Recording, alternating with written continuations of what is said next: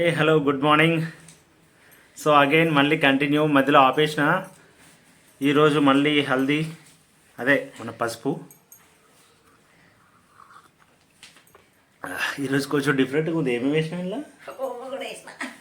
Oh my God, ఓమా అంట, కొంచెం పసుపు హోమ, ఇంకా పసుపు హోమ వేసి మరగబెట్టింది.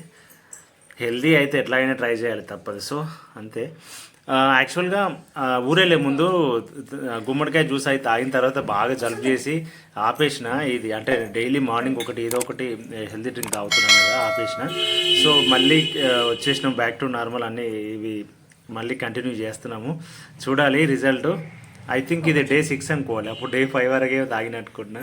ఇక మా పాప కూడా కొద్దిగా కొంచెం అంతేనా, అంతే అంతే. బాయ్ చెప్పు.